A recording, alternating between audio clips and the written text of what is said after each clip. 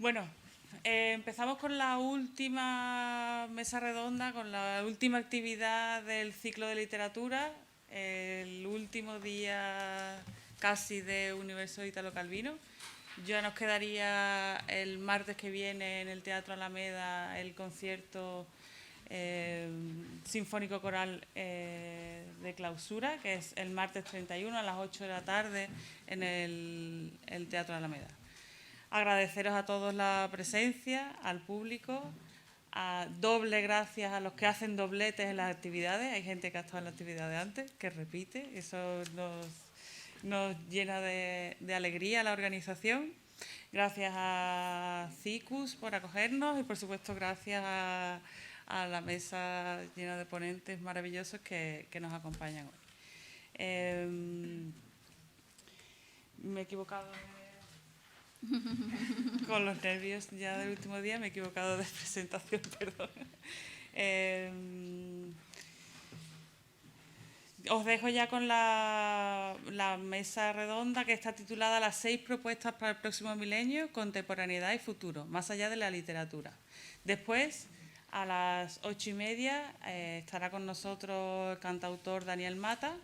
Y para acabar el evento, por lo que digo, para que si tenéis planes o podéis cambiarlos por el camino, nos gustaría que esto no acabara hoy aquí así, con una mesa redonda y ya, sino que podamos salir después y os vamos a invitar a que hagamos un aperitivo a la italiana, ¿no? Que nos podamos tomar una cerveza, un picoteíto y que podamos charlar entre todos un ratito, no mucho, pero por lo menos que podamos compartir un poquito más que estar aquí sentados. Os dejo con ellos. Esperanza Torres va a ser la moderadora de la mesa. Ella es periodista con una gran experiencia que ha desarrollado casi toda su carrera en Canal Sur, donde ha sido directora y presentadora de distintos programas informativos diarios, como Parlamento, Reporteros, Buenos Días, Andalucía Entrevista. Y ha sido también jefa de informativos durante 10 años. Bueno. Yo lo de los años no quiero decir. No diga. Ya lo de los años, prohibido. Buenas tardes a todos, gracias por estar con nosotros esta tarde. Es mucha responsabilidad la de esta mesa intentar terminar los actos que han estado celebrando el Universo Calvino durante todas estas semanas para homenajear en este primer centenario. Mucha responsabilidad porque hablar de las 6 propuestas para el milenio que el autor dejó como legado no es tarea fácil. Para empezar, porque no son 6. Ya para empezar, el hombre dejó la quinta en el camino porque se murió antes de llegar a proponer la 6ª de sus ideas para el futuro. Porque no sé si saben que estas propuestas las hizo Calvino como conferencias que él se las encargó en la Universidad de Harvard. Iban a ser seriadas, pero el escritor se murió de forma repentina y dejó la 6ª conferencia inconclusa. Así que es como enfrentarse a un testamento sin cerrar. Y eso nos abre todas las posibilidades y por ahí vamos a intentar colarnos en esta mesa redonda. Calvino, que vivió en tiempos convulsos, casi como estos, sabía que el libro conocería en el futuro una gran crisis. Tenía que sobrevivir a las nuevas tecnologías y tenía que sobrevivir a la revolución que se iba a enfrentar en el siglo siguiente. Pero sobre todo le preocupaba la literatura. ¿Qué valor iba a tener la literatura en el futuro?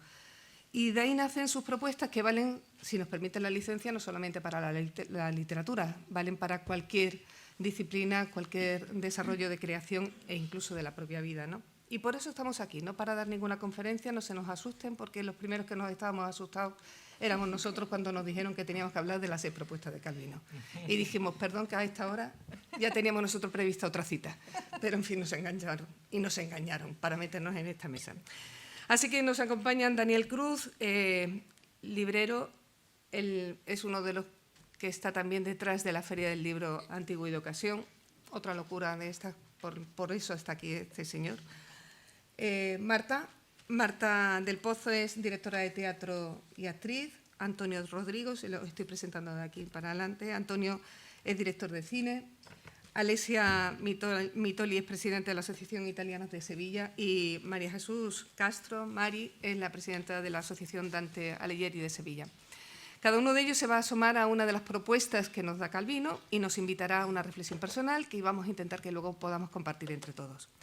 A ver, por situarnos, Calvino planteó 6 propuestas o 6 valores: levedad, rapidez, exactitud, visibilidad, multiplicidad y consistencia. Esta es la última que dejó metida en un cajón y sencillamente esbozada. En realidad, lo que hace es especular con cada una de ellas. Así que vamos a hacer lo mismo, si nos permiten, especular. Y el primero que va a empezar es Daniel. Daniel les decía que es un apasionado de los libros, tan amante de ellos que su librería Boteros, que abrió en 2015, la ha convertido en una especie de oasis más que librería, donde no solo se compran libros, sino que es un lugar de tertulia, de presentaciones, de charla sobre literatura o sobre los sueños, que es lo mismo que charla sobre la vida, como diría Calderón, ¿no? Donde te puedes tomar hasta una copita, ¿cierto? Daniel se busca entre las páginas de los libros y se encuentra. Y ama el tacto, el olor, la historia, y por eso su empeño está en buscar de los libros antiguos y de ocasión que sea algo más que una añoranza o una extravagancia, sino toda una declaración de principios. Calvino escribió sus propuestas para el milenio dirigidos fundamentalmente a la literatura, y la primera de esas propuestas es la levedad, asociada con la precisión y la determinación. Decía Calvino que existe una levedad del pensar como existe una levedad de lo frívolo. ¡Hala! Empieza. Bueno, vamos a ver. Nos hemos lanzado también a esta propuesta arriesgada. En primer lugar, también agradeceros a lo que es la asociación, el grupo que ha organizado este evento, porque me ha parecido una obra magnífica, llena de amor, muy bien hecha y sobre todo hecha desde lo que es la sociedad civil, que es un ejemplo para esta ciudad y en general. Bueno, tenéis que disculparme porque yo he hecho mi intervención de manera escrita. Se planteó la posibilidad de hacerlo cada uno a su modo, y yo lo que voy a intentar ser rápido en la lectura y deciros que bueno, el planteamiento que hago, que puede ser un pelín sesudo, es sin duda honesto y sincero. Así que comienzo con la lectura, ¿vale? Me podéis parar si queréis en algún momento. Bueno, de las propuestas sugeridas por Italo Calvino me ha tocado a mí relacionar lo que él define como la levedad con la deriva y el estado actual de una herramienta cultural que es la que denominamos libro. Para Italo Calvino, la levedad es un valor estético que representaría el modo que el poeta o el pensador tiene de enfrentarse al mundo desde la escritura, y que utilizaría la precisión, como decía Esperanza, y la determinación de la expresión literaria en el uso de su propia lengua. Para el autor italiano, la literatura es una búsqueda de conocimiento, y lo que ofrece con su ejercicio es lo que él llama una levitación deseada frente a la gravedad del vivir. Pero volviendo al tema que me toca tratar, el libro, ¿qué podemos decir? El libro como objeto, tal y como todos lo conocemos, no es lo que a mí me interesaría destacar. En cambio, lo que me gustaría señalar es que su idea, la idea del libro, ha pasado por una deriva histórica peculiar, jalonada por innovaciones culturales, mentales y sociales. Con esta deriva, el resultado ha sido un proceso que ha permitido diferenciar, y esto es muy importante, el texto de la página y el libro. Es una diferencia que a lo largo de la intervención hay que tenerlo presente. Esto significa que la relación del lector frente a las letras y las frases que se encuentran en una hoja, un pergamino o un papel no siempre ha sido igual. En Occidente podemos rastrear una historia del libro adoptando una perspectiva que ofrece la etología de la lectura, es decir, el comportamiento que a lo largo de la historia hemos tenido con respecto a la lectura, que no siempre ha sido igual. Siguiendo el trabajo de un autor que me gusta muchísimo, Iván Illich, podemos distinguir un cambio crucial en Occidente en torno a partir del siglo XII, cuando de un modo de lectura que se llama monástica, en torno al monasterio, pasa a otro que se denomina lectura escolástica. Para describir la lectura monástica nos vamos a situar en un tiempo anterior al siglo XII. En el espacio clausurado de los monasterios, la página no tenía separaciones. El texto contiene las palabras reveladas de la Biblia o los comentarios de los padres de la Iglesia. Su contenido no es objeto de conocimiento, sino de meditación. El lector bisbisea mientras recoge el fruto de las hojas del pergamino. Las voces de la página caen de su boca como un suave murmullo si van dirigidas a su propio oído, o recto tono, monótono, si se dirige a la comunidad de monjes con las que comparte el espacio. Cuando se lee, se cosecha, se recoge los frutos de las líneas. La lectura es una actividad carnal. El lector comprende las líneas moviéndose según su latido, los recuerda recuperando su ritmo y piensa en ellas como si las colocara en su boca y las masticara. La lectura, en esta época, era una disciplina que comprometía al cuerpo entero. En las tareas diarias, el monje recuerda y recita las lecturas oídas. Esos versos son el camino de su peregrinación hacia el cielo. Tanto cuando reza como cuando trabaja, la lectura impregna sus días y sus noches. ¿Quieres? Voy a ese diapositivo. No te preocupes. En esta época no existe la idea de autor, sino que se conoce más bien como la del dictator, el que dicta, que no escribía, sino el dictador simplemente lo que hacía dictar, sino que dictaba sus ideas en voz alta y un escriba repetía para sí y escribía a su vez. La lengua solo es el latín en esta época, la lengua por excelencia de este periodo. La forma de las letras romanas aún tenía un sonido latino. Con sus letras romanas, el latín era claramente una de las 3 lenguas sagradas, junto con el hebreo y con el griego.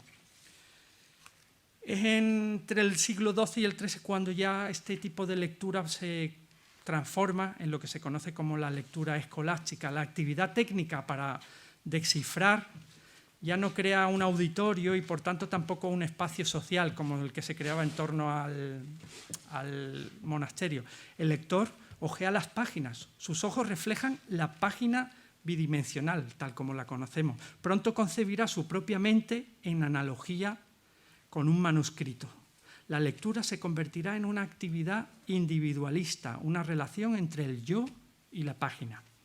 El texto se puede escrutar, se puede interpretar, empieza a hacer habitual la lectura en silencio, la lectura se tecnifica, se convierte en una competencia exclusiva del clero, que trasladó su trabajo del monasterio al estudio o a las primeras universidades. Se materializa la figura del autor.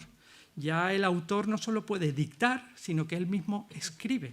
El contenido de la página se reconoce como el resultado de una mente de la mente de este autor. Se organiza la página de la manera ordenada, casi como nosotros la conocemos, permitiendo una lectura razonada del texto. De esta manera, el lector ve ordenado ante sus ojos las ideas sugeridas, reconoce los argumentos, reconoce los contraargumentos, las tesis, el capítulo, porque la página se ordena. El flujo de la narración se ha cortado en párrafos. Antes los libros antiguos crecían por mera acumulación de texto y ahora empiezan a surgir en esta época lo que son las compilaciones de textos de diversas opiniones sobre una cuestión o un comentario. Aparece la glosa junto al texto, en definitiva. La página tiene la configuración que nosotros conocemos. Aparece también una nueva relación con la lengua. El latín se reconoce como otra lengua más, no la lengua sagrada por excelencia. La individualidad se empieza a reconocer también en el lector y en el escritor, porque existe una reconciliación con lo que es la lengua vernácula, las lenguas maternas. El lector escolástico se asombra y aprende con la sabiduría y el conocimiento que aportan los nuevos textos de autores griegos y árabes que provienen de Al-Ándalus y del trabajo que realizan en la Escuela de Toledo.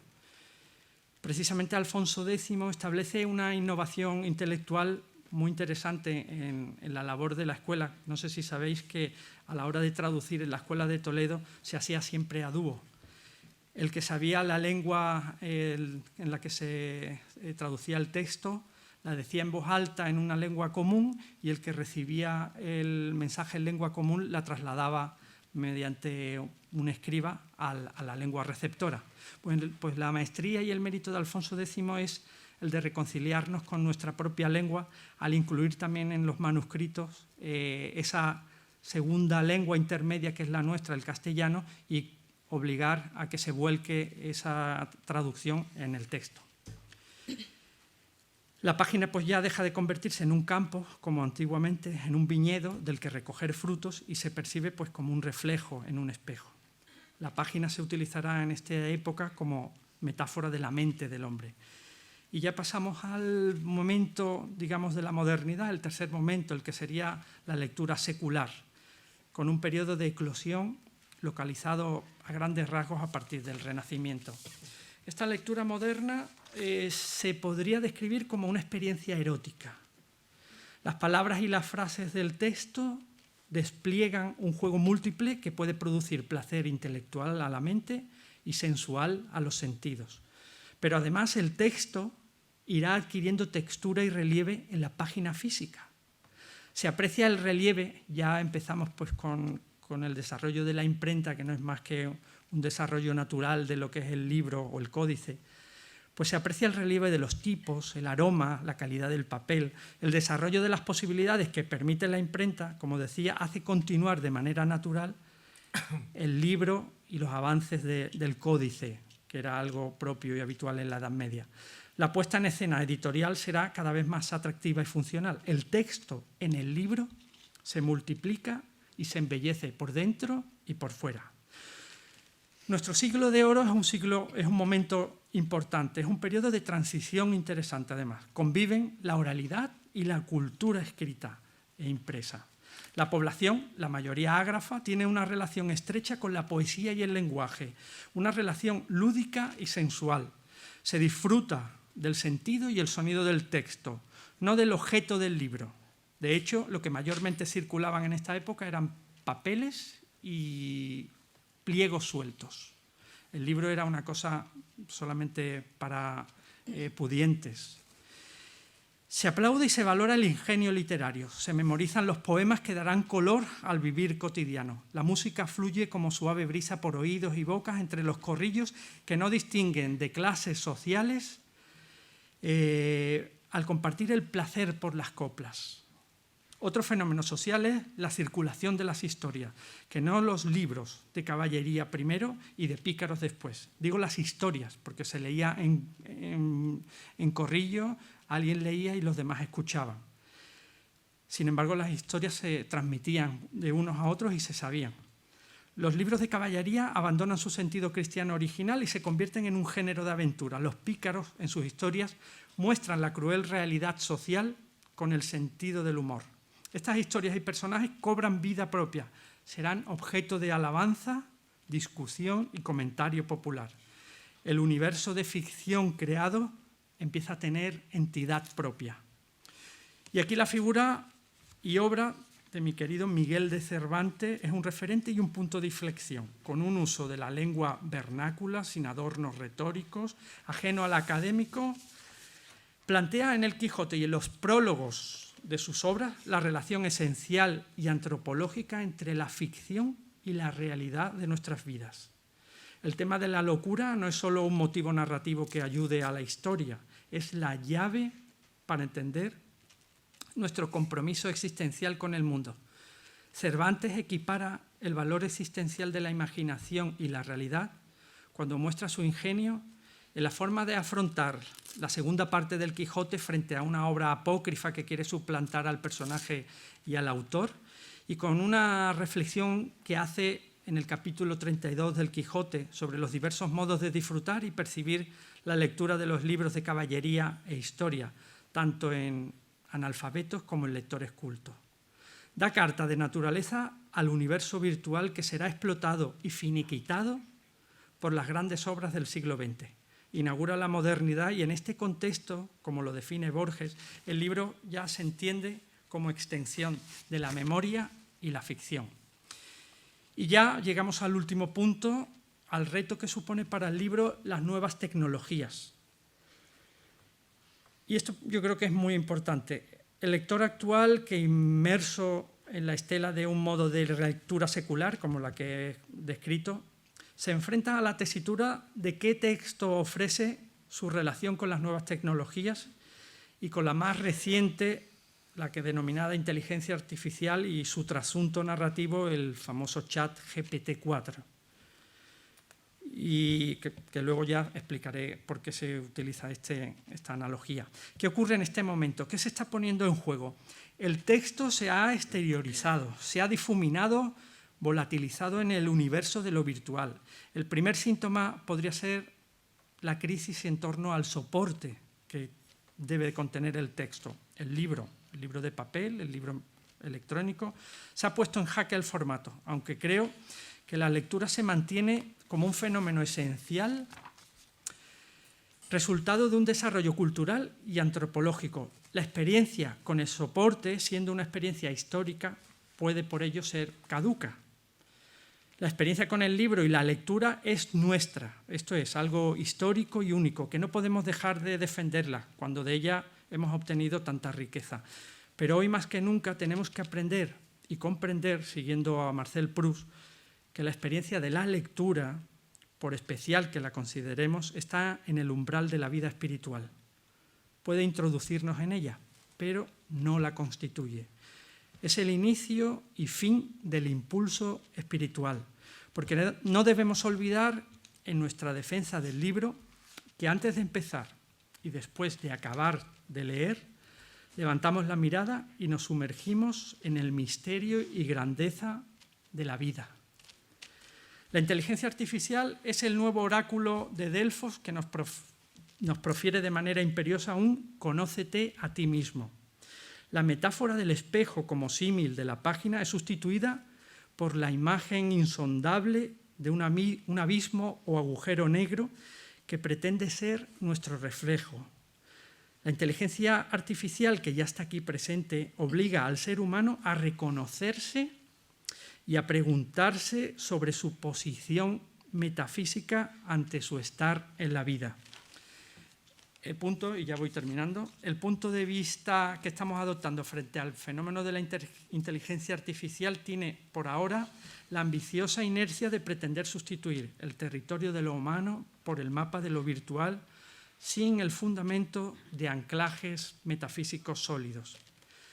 Un acercamiento al hecho tecnológico desde una posición humanista, que es la que nosotros defendemos, pretenderá frenar aquella inercia y proponer abrir un debate sobre cuáles son nuestras decisiones últimas, sobre hacia dónde queremos caminar en un ámbito que será mayoritariamente tecnológico, sobre qué queremos decir cuando decimos inteligencia artificial. Porque ese abismo, saber elegir, saber qué hacer, dependerá de no errar en los objetivos a alcanzar, porque la eficiencia para lograrlos con las nuevas tecnologías puede ser lógicamente irreprochable, pero puede producir efectos terribles e irreversibles. Y ya termino. Para terminar, busco la sabiduría de los antiguos en una narración como la del Génesis, donde se expone un dilema similar. Adán, en el jardín de Edén, se le ha permitido dar nombre a todos los seres vivos de la creación. En el centro de aquel jardín están el árbol de la ciencia, de lo que está bien y de lo que está mal, y el olvidado árbol de la vida. Todos conocemos el relato y su desenlace, pero ¿y si jugamos a buscar otro final y optamos por aceptar el mandato divino, abrazando al misterioso árbol de la vida con la confianza de obtener la gracia del amor? Termino con esto. Palabrita del Niño Jesús que le había dicho que 5 minutos, ¿eh? Ha sido 7, 8, ¿no? Bueno, vamos a dejarlo. Pedí disculpas a la mesa antes de... Fenomenal. Pedí disculpas. Claro, como lo dijo antes, y yo me he ido a toser, entonces he dicho, ahora es la mía. Daniel. Seis propuestas, menos mal que Calvino se quedó con la quinta, con la sexta metida en el cajón. Vamos a ver por la segunda. Que esta, como su nombre indica, es la rapidez. Sí, entonces, Antonio es director de cine, es especialista en cine documental y reportajes y, si me apuran, más especialista aún en cine documental etnográfico. Es CEO, eso que se dice ahora que en definitiva es director, vaya, y fundador de Nomadox. que es más que una empresa audiovisual porque cree que sus proyectos deben jugar un papel importante hacia nuevos modelos más sostenibles, ¿no? Y ahí va. El portal de su empresa recoge una cita de Edward Curtis que dice: toda información que pueda ser recopilada en beneficio de las generaciones futuras debe recogerse ahora o la oportunidad se perderá para siempre. ¿Qué razón tiene? Cada historia tiene capacidad para transformar el mundo. Eso lo creía Calvino también. Y la segunda propuesta que planteó en sus conferencias fue la rapidez, la gestión del tiempo, la medida. Él reconoce que se realiza mejor, Calvino, en textos breves. El tempo, ese que es tan necesario en el lenguaje audiovisual y que nos va a contar ahora Antonio. Muy bien, buenas tardes. Bueno, yo voy a tratar de ser breve, ya que me ha tocado la rapidez también, y dar las gracias ante todo. Y como bien has dicho, Esperanza, creo que tenemos una responsabilidad muy grande aquí en esta mesa a la hora de transmitir las reflexiones o los mensajes que quería transmitirnos Calvino con sus conferencias. Yo como cineasta me gustaría, he tomado unas notas, va a ser un poco improvisado porque me gusta un poco así, me siento un poco mejor.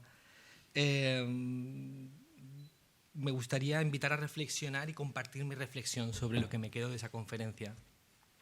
Calvino hace una mención sobre la relatividad del tiempo y lo paradójico que puede llegar a ser.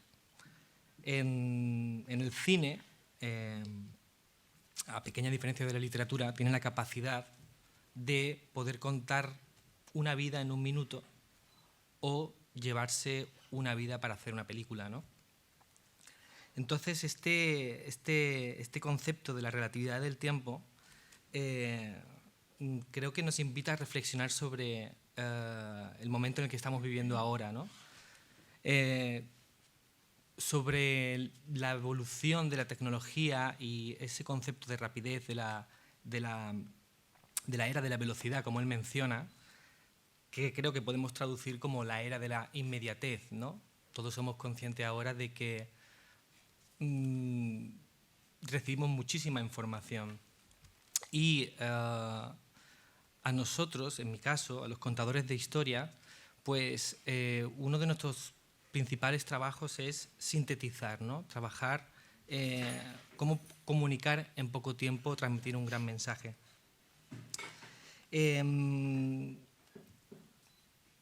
A mí me ha hecho reflexionar sobre cuál es la evolución de los últimos 100 años, de dónde nos tiene ahora mismo esa, desde mi campo, quiero decir, ¿no? El tema audiovisual, que al final no deja de ser también una narrativa, como bien sabéis, ¿no? El cine es otra narrativa, es un lenguaje. Y a mí me invita a reflexionar, que es algo que además creo que hablamos mucho, de cómo las pantallitas ahora se han convertido en algo muy presente en nuestras vidas y cómo tendemos a consumir historias como de bolsillo, ¿no? Como takeaway stories, ¿no? Se diría en inglés, ¿no? Como historias para llevar. Y volviendo al concepto de relatividad, lo difícil que es encontrar ahora espacio para leer un libro o ver, incluso disfrutar de una película. A veces, incluso a mí me pasa, se me acumula una lista de películas que no me da tiempo a ver. Y haciendo una reflexión a nivel antropológico, es curioso cómo el cine empezó a principios del siglo pasado y todos nos reuníamos en una sala como esta para ver una película o que nos contaran una historia. Entonces era algo muy comunal. Luego llegó la televisión, no todo el mundo tenía acceso a una televisión, por lo tanto nos reuníamos en salas para poder ver la pantalla, ¿no? Como en el salón del pueblo o en la casa de un edificio. Luego llegó el ordenador, luego llegó el ordenador personal y ahora ha llegado el teléfono móvil.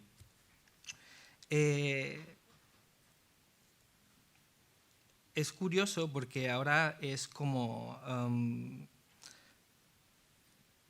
bien dice él en esta conferencia, ¿no? Es como cómo conseguir la capacidad de captar la atención a la hora de lo que queremos contar ante tanta información que nos invade el presente y que esa historia nos llegue, ¿no? Entonces, bueno, esta es la reflexión que a mí que comparto con lo que él quería transmitir, y tal vez deberíamos pensar en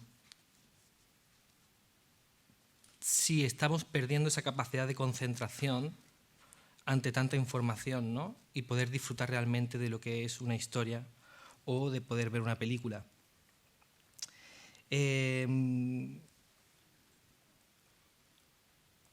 No me voy a extender mucho más. Creo que ese es uno de los mensajes principales que él nos viene a transmitir, ¿no? El valor de las historias y el juego de la narrativa.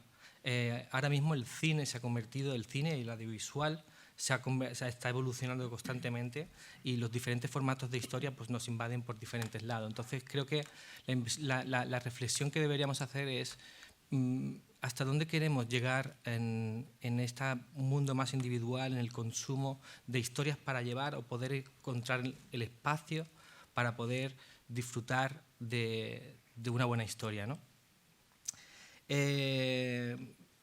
Y bueno, para cerrar, a mí me gusta mucho el uso de la narrativa que hace y cómo empieza su conferencia con un cuento y lo termina con otro. Y me gustaría leerlo para cerrar un poco lo que quería mi parte. Y se trata de un cuento chino. Entre sus muchas virtudes, Chuang Tzu tenía la de ser un diestro en el dibujo. El rey le pidió que dibujara un cangrejo. Chuang Tzu respondió que necesitaba 5 años y una casa con 12 servidores. Pasaron 5 años y el dibujo aún estaba empezado. Aún no estaba empezado. Necesito otros 5 años, dijo Chuang Tzu. Y el rey se los concedió. Transcurridos los 10 años, Chuang Tzu tomó el pincel y en un instante, con un solo gesto, dibujó un cangrejo. El cangrejo más perfecto que jamás se hubiera visto. Gracias, Antonio.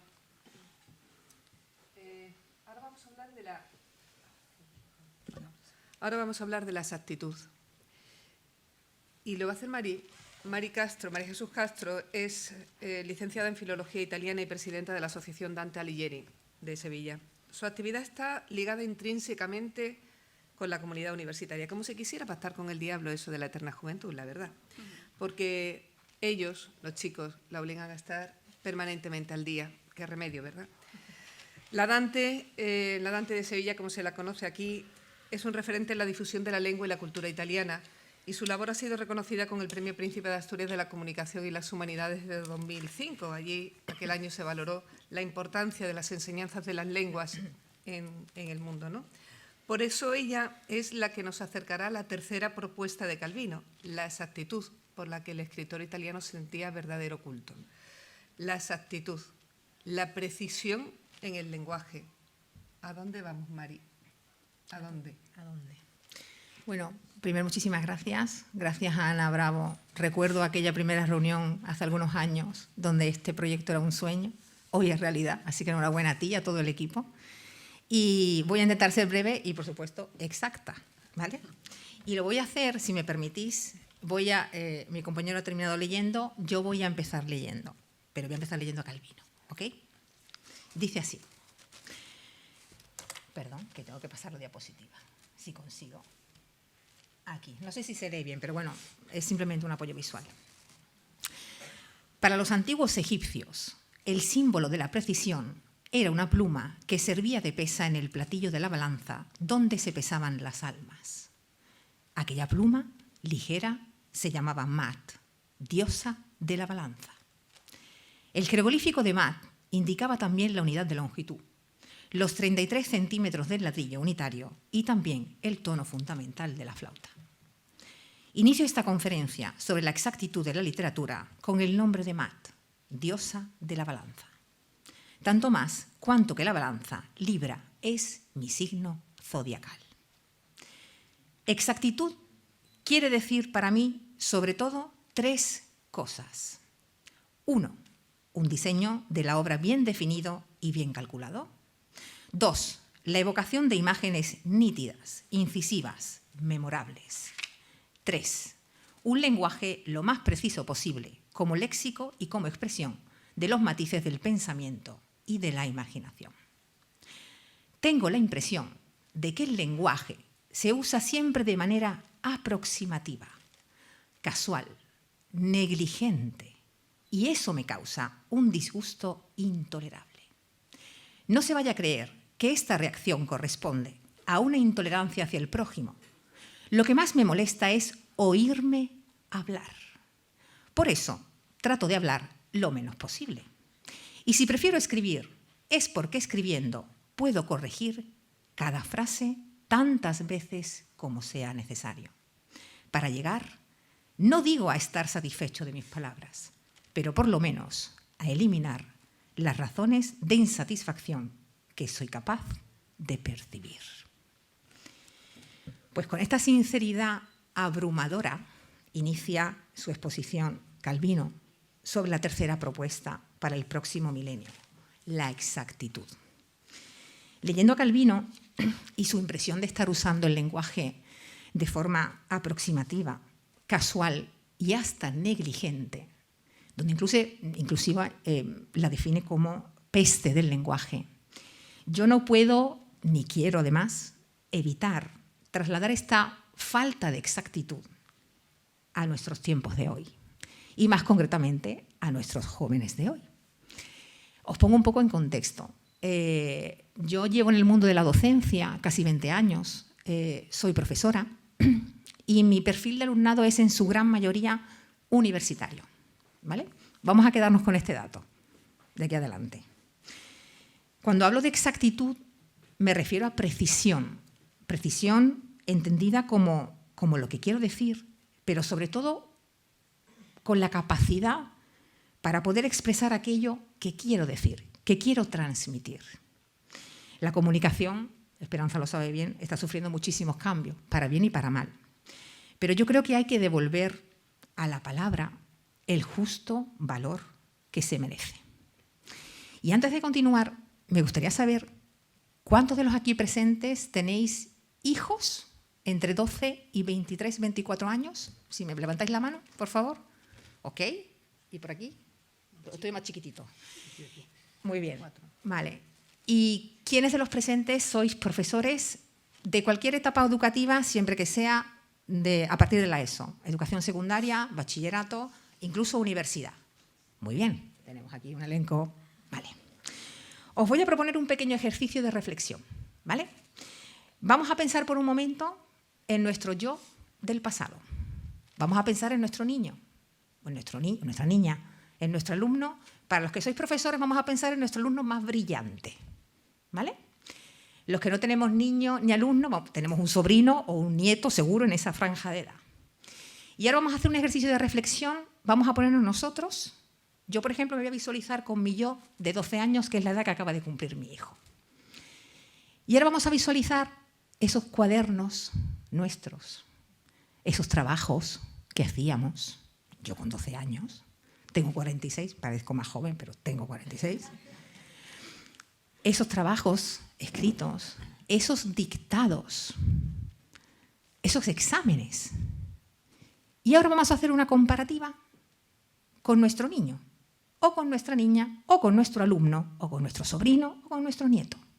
Vamos a visualizar sus cuadernos, sus exámenes, sus trabajos, sus dictados. ¿Hacen dictados? ¿Qué ha cambiado? ¿Escriben peor nuestros jóvenes? ¿Se expresan peor? ¿Cómo es posible si estamos ante la generación del teclado? ¿No? Pueden escribir lo que quieran, cuando quieran, en multitud de redes. Nunca antes nuestros jóvenes han tenido tanta oportunidad y tanta posibilidad para escribir y para expresarse. Pero sí, es innegable, ha habido un retroceso. No lo estoy inventando yo, un retroceso en el estilo, en la ortografía, en la puntuación. Y no obstante, yo no creo que la raíz del problema sea las nuevas tecnologías. No lo creo. Simplemente creo que ya no se valora la presentación formal de los textos como antes. Ahora lo que prima es qué se dice, pero no cómo se dice, ni cómo se expresa. Y no es que seamos súper exigentes. Aquí hay varios profesores. es que nuestros niños, nuestros jóvenes, y esto es una realidad porque lo es, les cuesta construir un texto y les cuesta comunicar y les cuesta definir aquello que quieren expresar y les cuesta ser precisos, les cuesta ser exactos. No hay exactitud. Y no quiere decir que estos estudiantes sean peores que lo que nosotros éramos. No. ¿Pero qué ocurre? Que en el desarrollo de sus destrezas ya no prima la expresión escrita. Y como decía mi compañero Antonio, sobre todo vivimos en una época de inmediatez. La inmediatez es el objetivo principal a la hora de comunicar. La inmediatez es un factor que prevalece en la comunicación. Te quiero mandar esto y quiero que lo recibas ya y quiero que me respondas ya. Y por encima de eso están los signos de puntuación y la ortografía y el léxico, porque es así. Cuando me preparaba esta pequeña intervención, estuve un poco investigando y es curioso, no sé si lo sabéis, pero resulta que un chico de entre 12 y 19 años es capaz de escribir como unas 12 palabras más por minuto que un adulto de 40. Se me acaba de romper el cinturón, no pasa nada. Seguimos. Qué accidentada es esta mesa. Es que yo soy muy intensa y aquí se refleja, no pasa nada. A lo que voy. El hecho de que no pongan atención en la escritura cuando interactúan en redes sociales, obviamente, es lo que hace que sean habituales pues, estos errores ortográficos, la falta de acento, los signos de puntuación. Obviamente, intentar frenar las nuevas formas de comunicarse es como ponerles puertas al campo. O sea, es absurdo. Pero ya no hablo solo de la forma, no hablamos solo de ortografía, no hablamos de puntuación, hablo del fondo. ¿Qué quiero expresar? ¿Qué nivel de precisión, de exactitud soy capaz de plasmar? Si hay algo que he podido observar en mis 20 años de docencia, es que el problema es no dominar la lengua estándar. La teórica que nos han enseñado para usarla cuando toca. Y esto es lo importante. No pasa nada si alguien escribe o sea todo junto en un WhatsApp. O pone caritas, emojis se llaman, ¿no? No pasa nada. Lo malo es si lo escribe en un contexto que no toca. En un trabajo universitario, en un artículo periodístico. Es como si yo el lunes me presento a dar clase en bikini. No procede. No es el contexto. Yo tengo doctorandos que dicen en breves y en plan continuamente. En plan, en plan. ¿En plan qué? ¿Cuál es el plan? No suena bien. Obviamente no suena bien. Pero una cosa es la evolución de la lengua oral, eso es una cosa, y otra cosa es la de la lengua estándar. Obviamente la influencia de la televisión, el lenguaje de los móviles, ha mermado la fluidez expresiva de los alumnos. Hablo de pobreza en el lenguaje. Yo creo que estamos ante la generación de los teclados, ¿no? La generación de las pantallas. A ver si consigo pasar esto. Aquí. Son 4 diapositivas nada más, ¿eh? No penséis que voy hasta aquí, hasta las 8:30. A lo que voy. Entonces yo en estos años sí que he percibido que la riqueza verbal de los alumnos ha disminuido. Las faltas de ortografía son más abundantes, mis compañeros seguro que están de acuerdo conmigo, y su expresión es menos fluida y menos precisa, menos exacta. Y yo creo que el redescubrir el valor de la exactitud significa apasionarse por el lenguaje, investigar las palabras adecuadas, descubrir el placer de la variedad de los sinónimos, la maravilla del significado etimológico. Esto suena muy filólogo, pero lo tenía que meter. Buscar el ritmo, la armonía en las frases. Pero por encima de todo, yo creo que es tener la capacidad de comunicar con precisión. Y en definitiva, con esa exactitud que nos propone Calvino en su tercera propuesta para el próximo milenio. Que los jóvenes hablan diferente es un hecho, está claro. Pero hablan peor, se expresan peor, escriben peor. Obviamente su estándar lingüístico está menos desarrollado que el de los adultos. Obviamente, son jóvenes, no tienen la experiencia comunicativa de un adulto. ni han contado con la posibilidad de adaptarse a diferentes experiencias distintas, ¿no? Pero esto es lógico. ¿Por tanto es más pobre respecto al adulto? Obviamente sí, pero con estos matices importantes. A mí no me gustaría terminar esta exposición, ya he terminado, con un sabor así como agridulce, catastrófico. No nos vamos a extinguir porque nuestros jóvenes tengan esta dificultad o se expresen peor a mis ojos, ¿no? Además, yo soy de las que piensa que el tiempo es siempre nuestro gran aliado, igual que vuelven los pantalones de campana cada 20 años, que eso es lo que mi madre se puso hace 60, pues volveremos a ese gusto por la escritura, a cuidar el texto, a la forma tradicional, a alejarnos de la digitalización.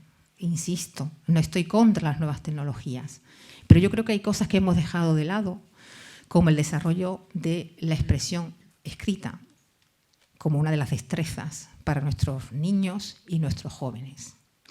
Y yo quiero concluir, y ahora sí que termino, y me vais a permitir, aquí, con esta maravillosa imagen del gran Calvino y una de sus frases en el Visconte di Mezzato, que además me vais a permitir que la lea en italiano, porque además es transparente y se entiende perfectamente.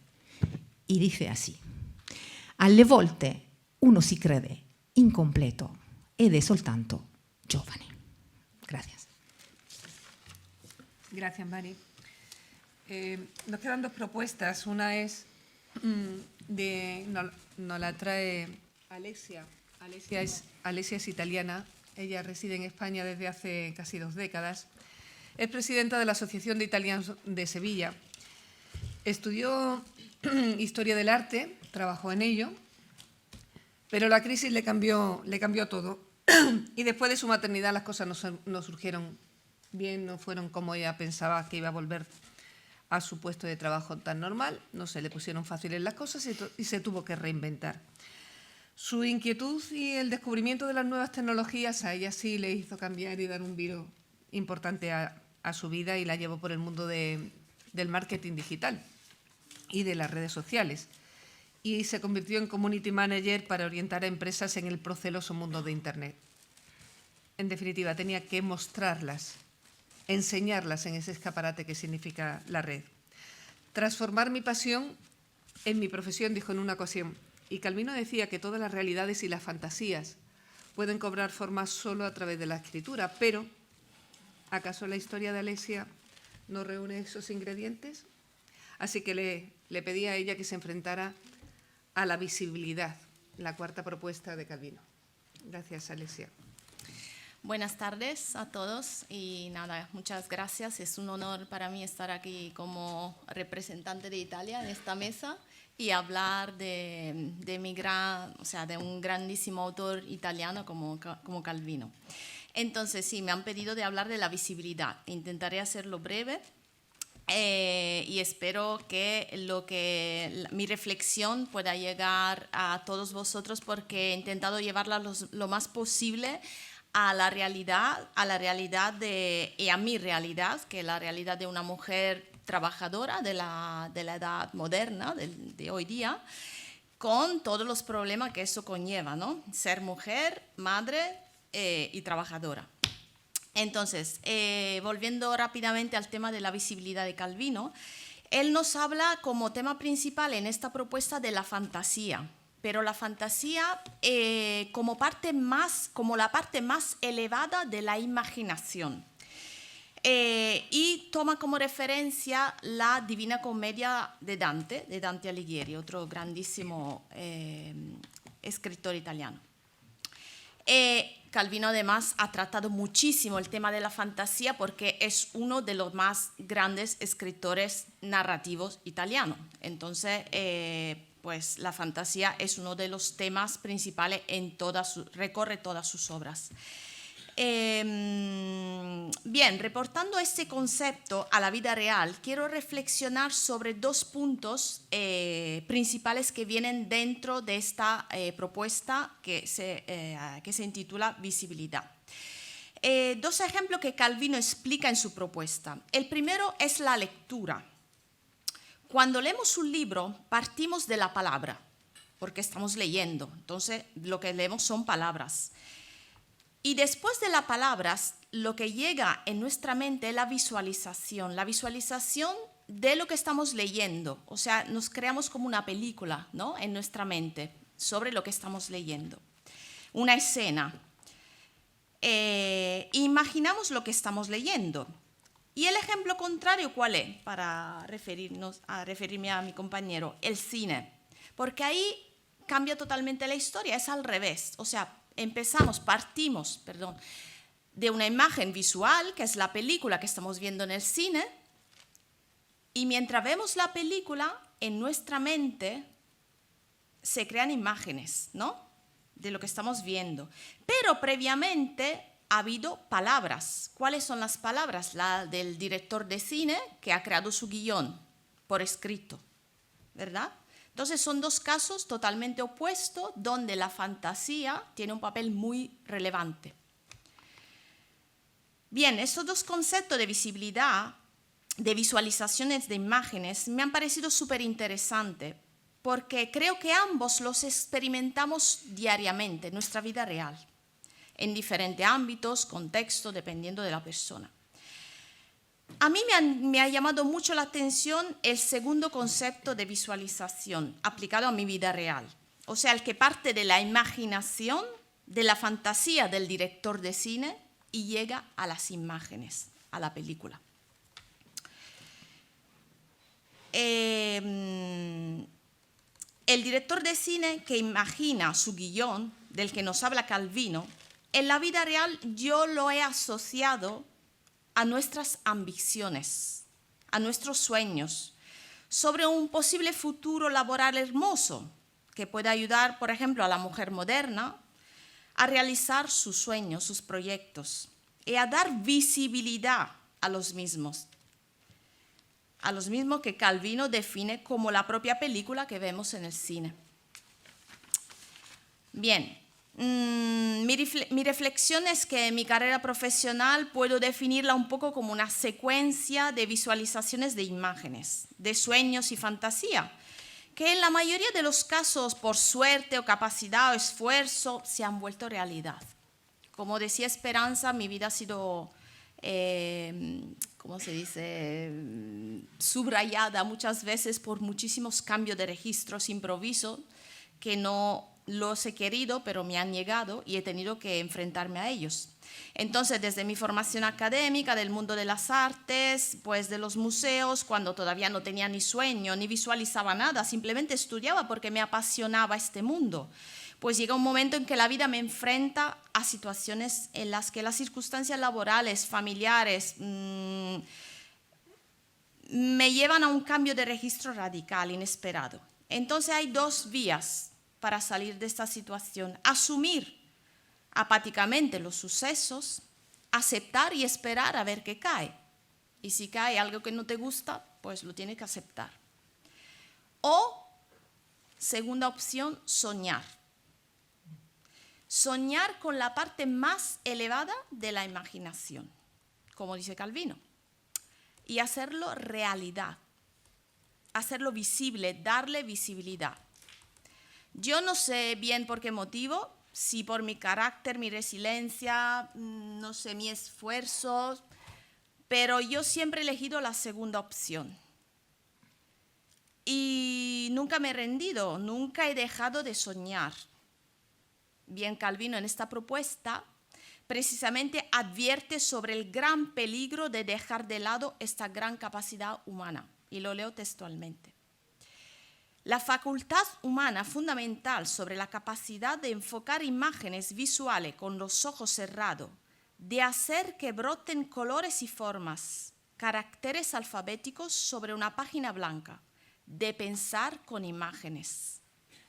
No sé vosotros, pero yo eso lo traduzco y lo interpreto como el peligro de perder la capacidad de soñar. Bueno, pues yo nunca la he perdido y no la quiero perder. Hoy día, todavía, porque creo que es muy importante y creo que es en lo que mueve nuestra vida. Me gustaría terminar con una breve pincelada sobre la situación de la mujer actual en la empresa, porque es lo que he intentado enfocar y enlazar con la propuesta de Calvino, ¿no? Y es el ejemplo un poco al que me he referido con ejemplos de mi vida real, de lo que me ha pasado en mi transcurso laboral. Bien, pues resulta sorprendente que en el siglo en el que estamos todavía tengamos que estar hablando de desigualdad entre hombres y mujeres.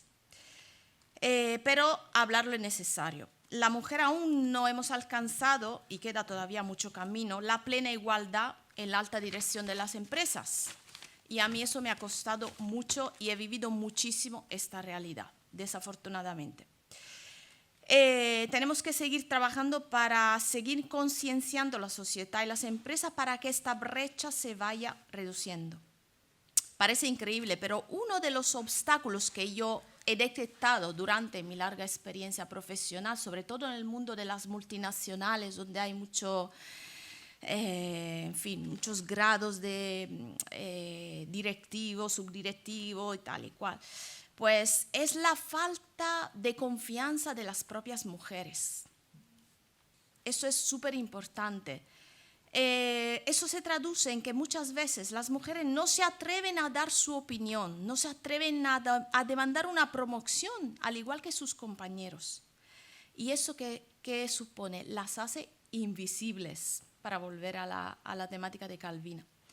Volvemos al concepto de la visibilidad de Calvino. Las hace invisibles, es decir, no tienen sueños, han perdido la capacidad de imaginar algo mejor para su vida y para nuestro futuro.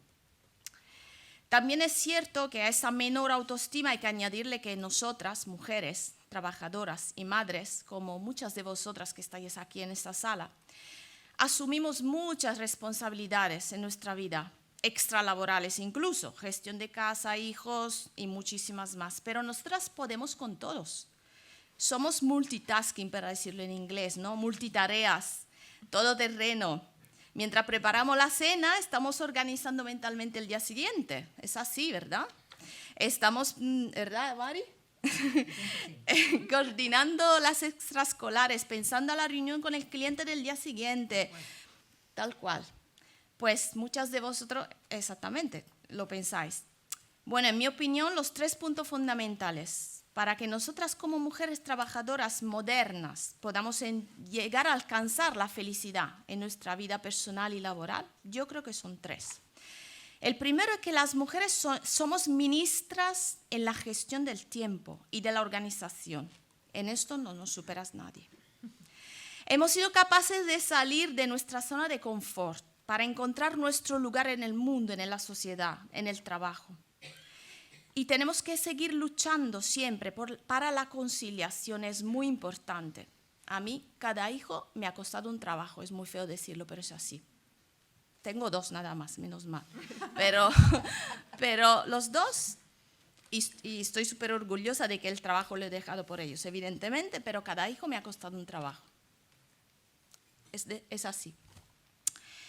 Y entonces, ¿cómo podemos hacerlo mejor? Pues no hay que dejar de soñar, de visualizar un futuro mejor para nosotras, de imaginar y con esfuerzo y resiliencia hacerlo realidad. Darle visibilidad, tal como nos sugiere Calvino. Gracias. Gracias, Alexia. Y vamos a ir terminando, a las 8:30 tenemos el concierto y pensábamos que íbamos a ir mejor. En fin, digo, el arte, había una cosa, Calvino no tenía en la 6ª propuesta, como os decía, la de la consistencia. En el libro habla del arte de empezar y el arte de terminar. Ese me lo iba a dar yo a mí misma, empezaba y terminaba, pero a este paso vamos a terminar a prisa y corriendo. Dije 5 minutos para cada uno. ¡Ay, qué mal! Voy, que voy a tirar la mesa. ¡Qué mala moderadora soy, que no le he hecho ni...! Vamos. Bueno, broma. Vamos a terminar con Marta del Pozo, que es actriz, directora de teatro. Ha sido Agripina, la hermana de Calígula, la esposa y sobrina de Claudio, la madre de Nerón. Pero también ha escrito, interpretado canciones y dirigido el musical Monstruos Rock para el público infantil. Es el alma mater de La Pulga Turca, que es una compañía que siempre tuvo por objetivo la fusión de la música y el teatro, interesándose por el cabaret, o la investigación de personajes históricos. Y aquí, ¿no? Uno de sus trabajos más reconocidos fue Emprendedores, una conferencia cabaret sobre el mundo de los negocios, donde daba consejos en clave de humor, como haz de tu ruina un negocio. En fin, es actriz, bailarina, pianista, cantante, directora de teatro. Estaba claro que ella tendría que ser la que nos hablara de la quinta propuesta de Calvino, la multiplicidad. Gracias, Esperanza. Gracias, Marta. Hola a todos y a todas. Me proponen esto, venir aquí a compartir algo que todavía no sabía lo que era con vosotros y con vosotras. Digo, sí. Y ahora me leo el libro y digo, ¡Dios! Unos términos súper complicados a nivel, bueno, complicado. Bueno, sí, tiene un poder de la palabra muy exacto. Y claro, todo me parecía como un planteamiento muy técnico, muy filosófico. Y digo, bueno, hablan mucho de literatura, sí que está relacionada con lo mío, pero es que esto es las antípodas. Y de repente no, y de repente me parece maravilloso y me siento súper agradecida de poder haber tenido esta oportunidad de reflexionar, porque hemos hablado de orden, de exactitud, de palabras, de la fantasía. Todo esto tiene que ver mucho con mi trabajo como creadora y como intérprete. Y además me ha ayudado a ordenar en mi pensamiento, más que en la palabra, muchas de las cosas con las que yo trabajo, y como puede ser la dramaturgia, cómo organizo yo mis textos. Y voy a hacer también os voy a leer también unas citas de Calvino para que podáis entender cómo me he llevado yo estas ideas a mi vida ordinaria, cotidiana y diaria. Él, de los valores que quería transmitir, pues habla de literatura, ¿no? Dice: una literatura que haya hecho suyo el gusto por el orden mental y la exactitud, la inteligencia de la poesía y al mismo tiempo de la ciencia y de la filosofía.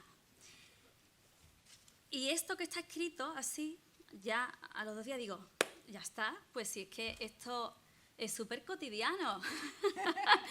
Y en realidad lo es, porque cuando yo me enfrento a un proyecto, ya sea normalmente, es porque hay algo que he leído que me ha llamado la atención. En el caso de mi espectáculo Agripina, pues es evidente, ¿no? El personaje. Y me llevé 4 años estudiando la biografía del personaje, todo lo que se había escrito en torno a Agripina, tanto las fuentes clásicas como todo lo novelado. Y entonces, ciencia no es, pero ahí hay una base, ¿no?, de rigor. Y también eso te da la vuelta, ¿no?, a lo filosófico, qué significa cada cosa, hacia dónde te lleva.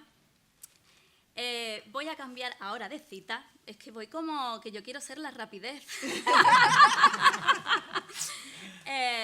Por otro lado, el autor nos dice: el desafío de la literatura como enciclopedia, como método de conocimiento y sobre todo como red de conexiones entre los hechos, entre las personas, entre las cosas del mundo.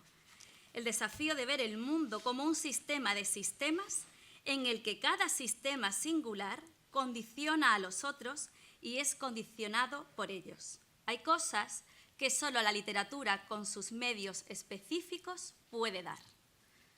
Y digo, pues también es verdad, porque digo, pues sí, efectivamente, un libro en cierta manera puede ser una enciclopedia, efectivamente por eso mismo, porque está lleno de relaciones y de conexiones entre lo que te cuenta, los personajes que están ahí dentro, y está todo relacionado, organizado como un propio mundo.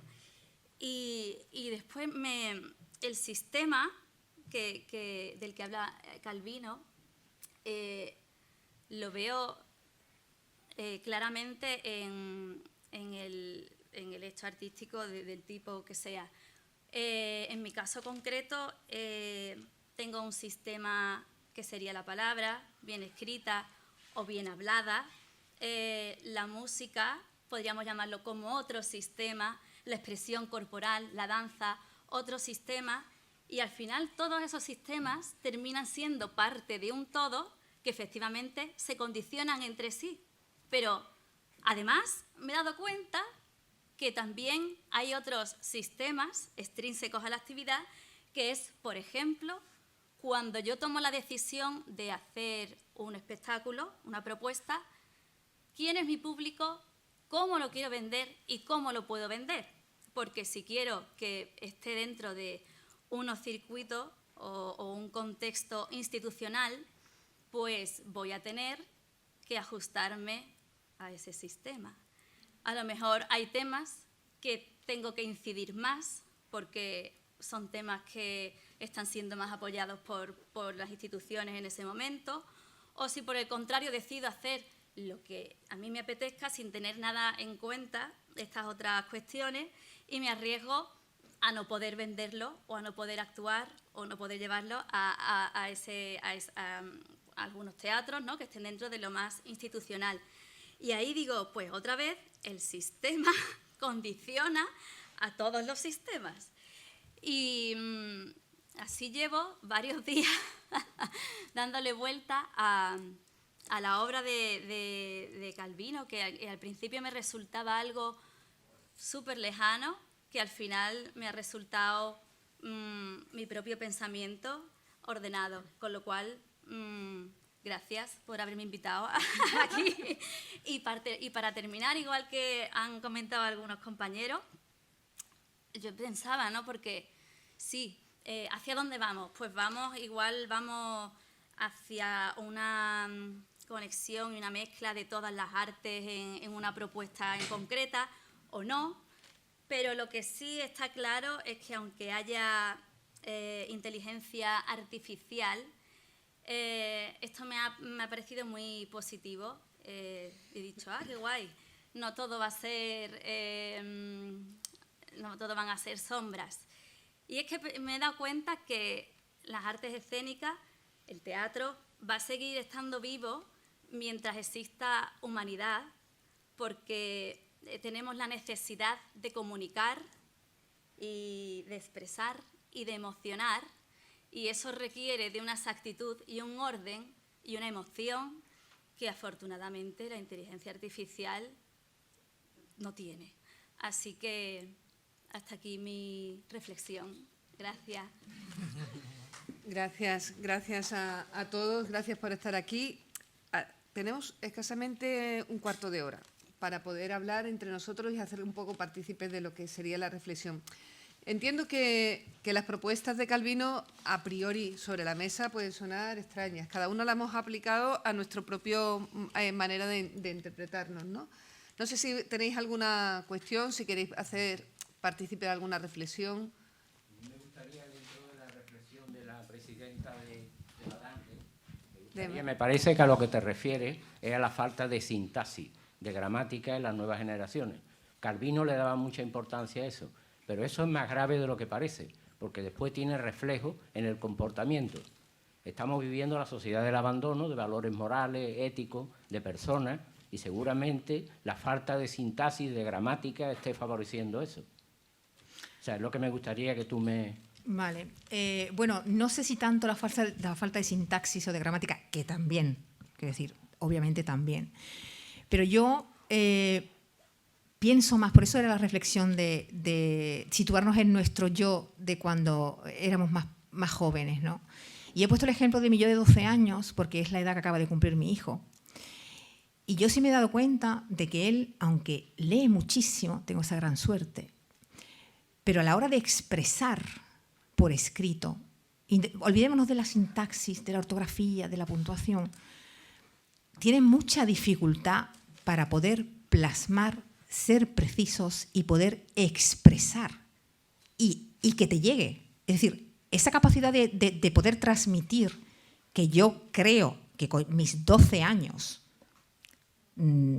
estaba a un nivel un poquito más elevado que los niños o los jóvenes, ya no los de 12, sino de 14. O sea, no quiero echar por tierra aquí a nuestros jóvenes y nuestros niños, pero bueno, es una realidad. O al menos yo así lo percibo.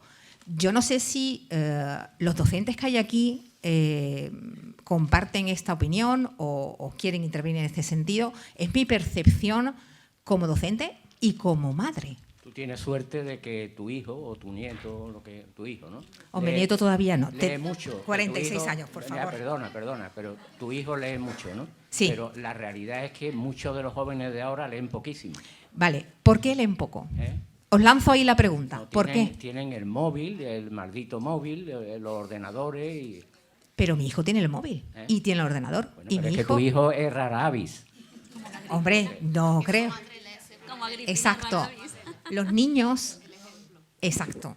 Los niños trabajan por imitación. O sea, yo a mi hijo le puedo decir misa, que él va a hacer lo que ve. Entonces, si nosotros cuando llegamos al sofá o por la noche, yo le pongo la tele hasta que se duerma, o yo me pongo a ver la tele hasta que me duermo, mi hijo eso lo va a repetir en el tiempo. Claro, porque eres una madre ejemplar, ¿no? Bueno, se hace lo que se puede. Eso, la mayoría de las madres abandonan eso, dejan que vean la televisión, o ellas ven también la televisión. O sea que, en realidad, el problema es más grave de lo que parece, ¿eh? El problema es más grave porque se refleja en el comportamiento, ¿eh? Sí, exacto. Sí, alguna allí por ahí al fondo. Voy a poner la gafa porque además no veo.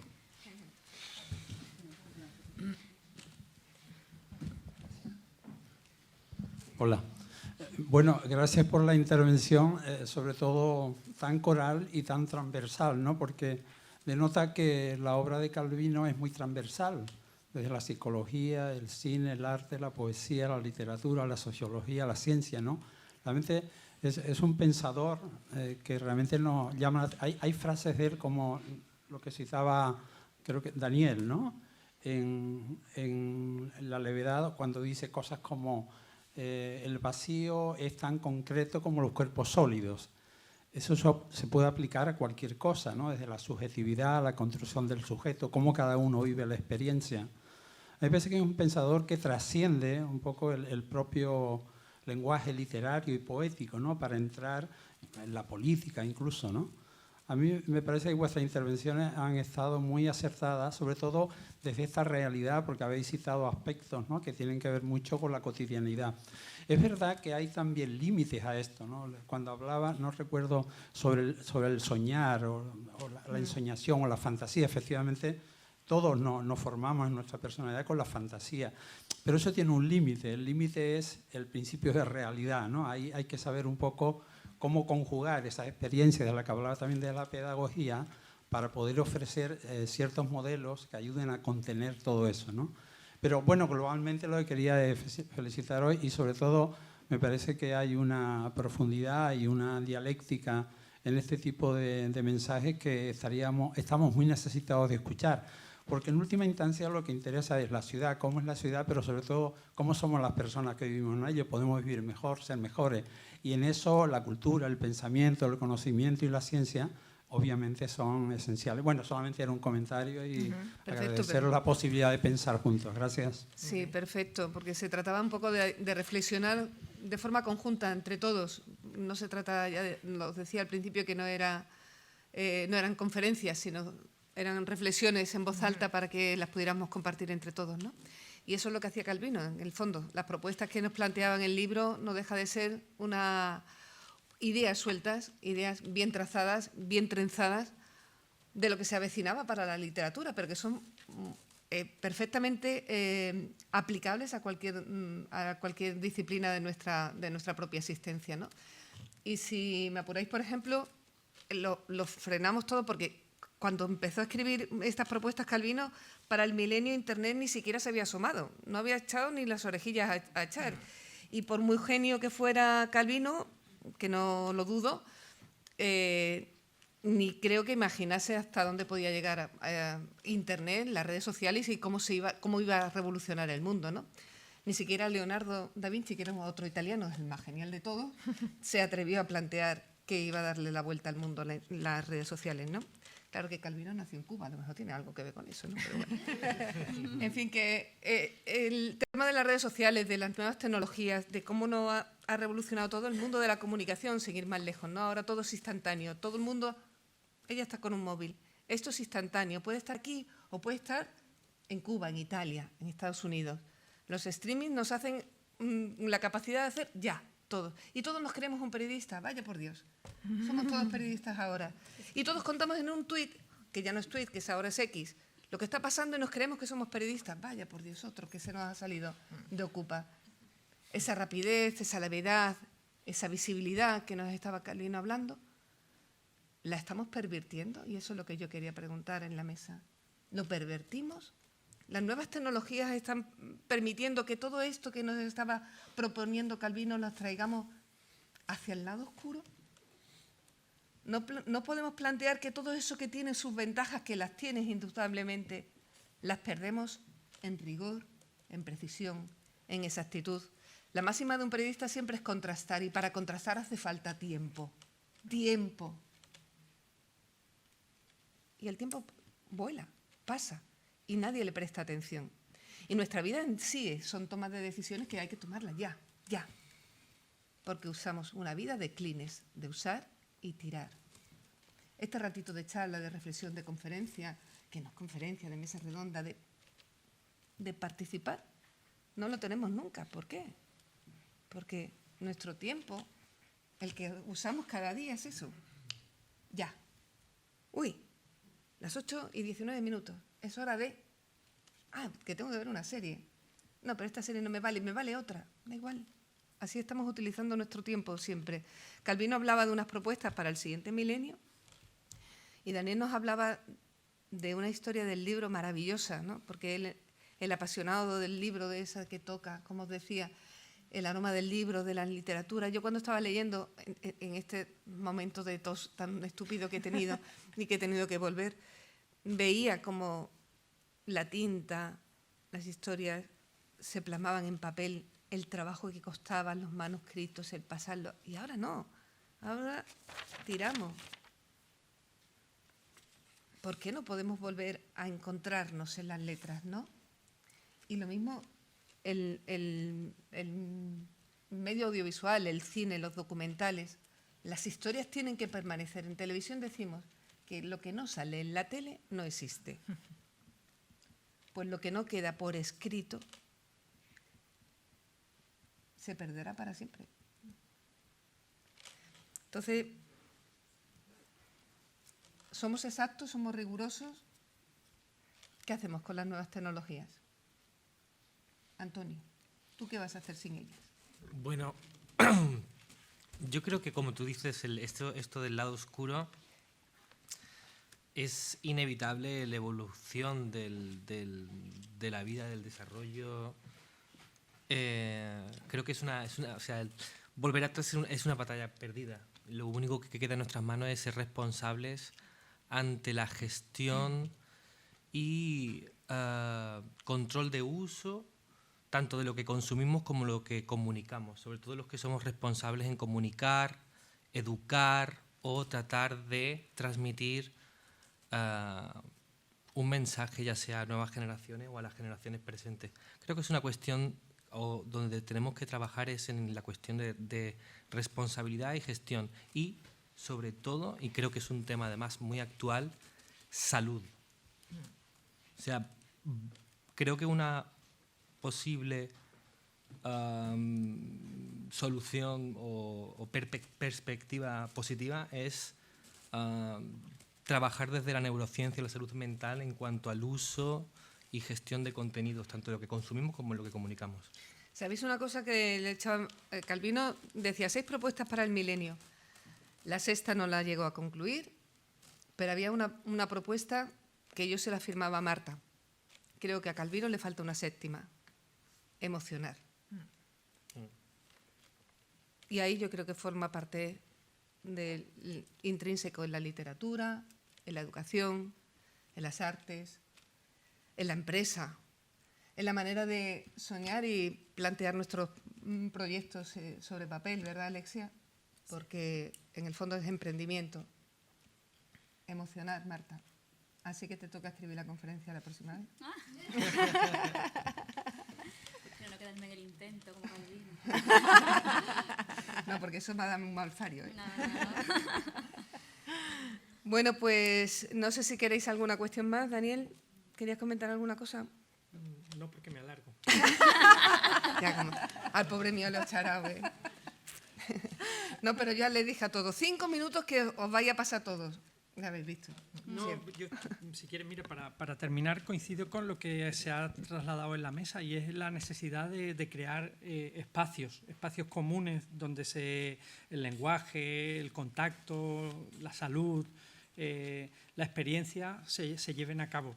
Cuando yo planteaba el tema de la inteligencia artificial no era por mantener una vigilancia extrema, porque es una realidad que está a la orden del día y porque, curiosamente, el hecho de que se hable de inteligencia artificial no es más que un trasunto de una visión que tenemos en la sociedad actual de pensar que las tecnologías tienen, digamos, un progreso y por ser algo novedoso es de por sí bueno. Y tienen también una idea narrativa el hecho de que hayan salido la inteligencia artificial con una deriva narrativa no es casual, y es porque precisamente volcamos todas nuestras expectativas en textos que acaban siendo de alguna manera vacíos y que olvidan este tipo de aspectos que estáis hablando, que es el hecho de que lo emocional, el contacto, la experiencia son fundamentales y que no es lo fundamental lo que es el desarrollo tecnológico de los textos, de las ideas. No se tendría que hablar de otra manera de lo que es la inteligencia. Apelar a otra cosa cuando hablamos de la tecnología, no justificar o insistir en el aspecto de inteligencia, que eso es algo, como tú has dicho, poco emocional. Desde luego. Pues nada, pues el arte de empezar es como empezamos y el arte de finalizar siempre es dando las gracias. Gracias por vuestro tiempo. Gracias.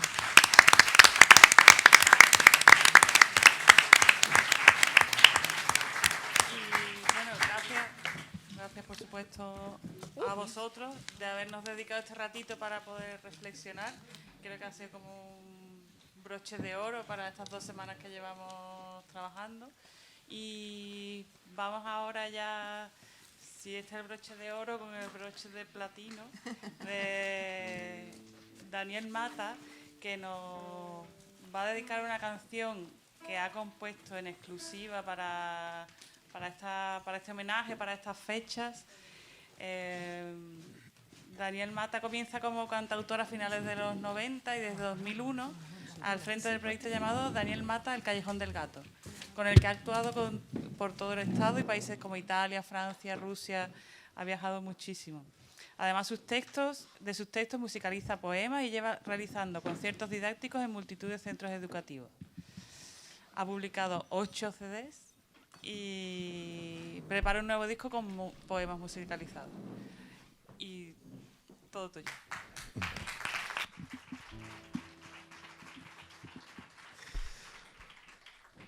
Buenas noches y muchísimas gracias por esta invitación y es un placer estar aquí.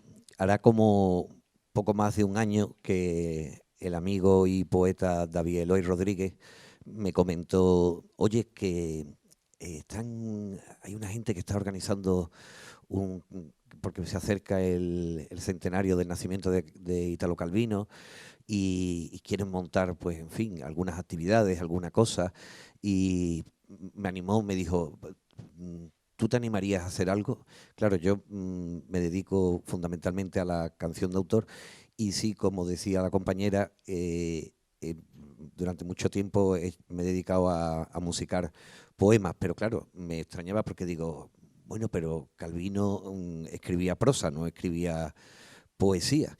Pero sí, en esta conversación, que digo, podría ser algo más de mi terreno, ¿no? Ponerle música a un poema. Pero en esa conversación se me encendió la bombillita y sí le comenté al amigo David, digo, hay un texto de Calvino que lleva toda la vida persiguiéndome, de su célebre libro Las ciudades invisibles, el último párrafo del final del libro. Yo leí ese libro jovencito, no sé, tendría yo 18, 19, en cualquier caso estamos hablando de finales del siglo XX.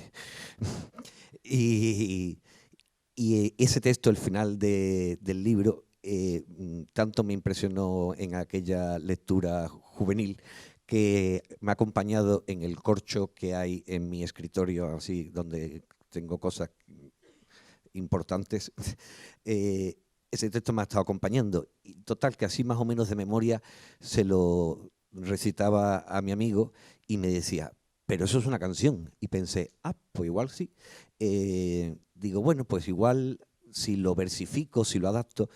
La sorpresa para mí fue que cuando empecé a trabajar en el texto, a tratar de partir del texto tal cual, de como venía en el libro, y no tuve que cambiar absolutamente nada, ni una coma, ni una frase.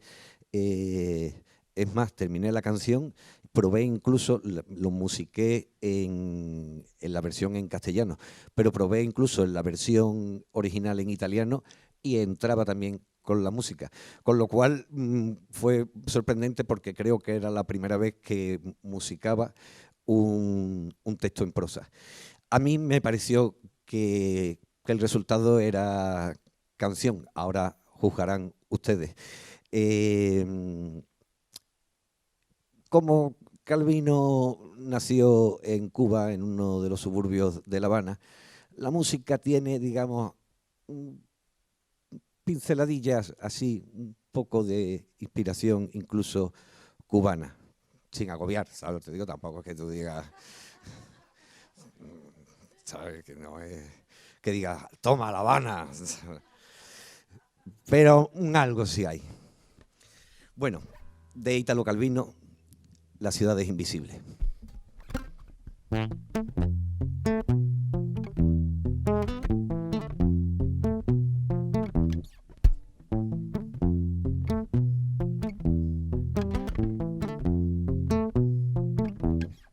El infierno de los vivos no es algo que está por venir, hay uno, es aquel que existe ya aquí. El infierno que habitamos todos los días, que formamos estando juntos. Dos maneras hay de no sufrirlo. La primera es fácil para muchos, aceptar el infierno y volverse parte de él, hasta el punto de dejar de verlo.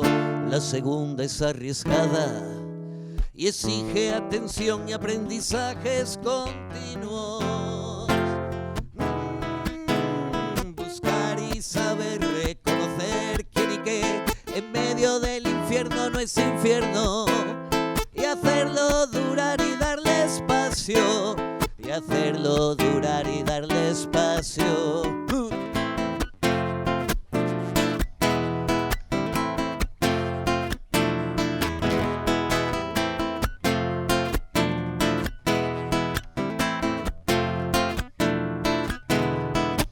Aceptar el infierno y volverse parte de él, hasta el punto de dejar de verlo.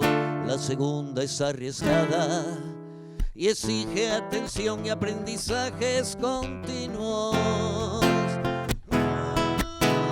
Buscar y saber reconocer quién y qué en medio del infierno no es infierno, y hacerlo durar y darle espacio, y hacerlo durar y darle espacio.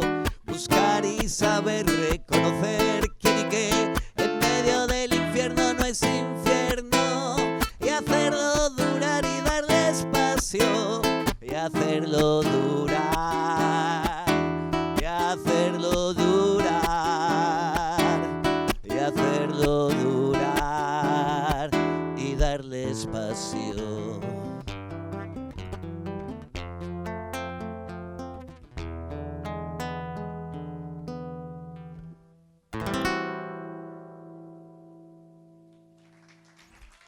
Muchas gracias.